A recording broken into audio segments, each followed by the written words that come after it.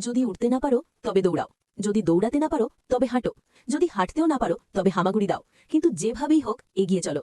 জীবনে চলার পথে কি বাধা আসেনি? এসেছে। ভয় কি লাগেনি? অবশ্যই লেগেছে।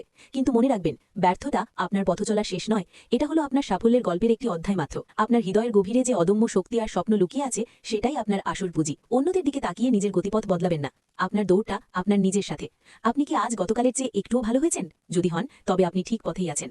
এখন হয়তো অন্ধকার দেখছেন, কিন্তু প্রতিটা অন্ধকার রাতের পরেই আসে এক উজ্জ্বল ভোর। ভয়কে আপনার শক্তি বানান, অনিশ্চয়তাকে আপনার সুযোগ বানান। প্রতিটা ছোট পদক্ষেপকে আপনার বিশাল সাফল্যের সিঁড়ি মনে করুন। নিজের উপর বিশ্বাস রাখুন। আপনি যা চান তা পাওয়ার ক্ষমতা আপনার আছে। উঠে দাঁড়ান, একটা গভীর শ্বাস নিন, আর এই মুহূর্তে সিদ্ধান্ত নিন, আর পেছনে নয়, শুধু এগিয়ে চলব। বাধা আসবেই, সমালোচকরা কথা বলবেই, ব্যর্থতা দরজায় কড়া নাড়বেই, কিন্তু আপনি কি তাদের জন্য থেমে যাবেন? না। ব্যর্থতা হলো একটি ফিডব্যাক, আপনার দুর্বলতা নয়। এই ফিডব্যাক নিন, নিজেকে শান দিন এবং নতুন উদ্যমে ঝাঁপিয়ে পড়ুন। আপনার জীবনের সবচেয়ে বড় প্রতিদ্বন্দ্বী আপনি নিজেই। মনে রাখবেন, সময় কিন্তু কারো জন্য অপেক্ষা করে না। প্রতিটি সেকেন্ড চলে যাচ্ছে, তাই এখনই শুরু করুন। অজুহাত দেখানো বন্ধ করুন। নিজের জীবনকে নিজের হাতে তুলে নিন।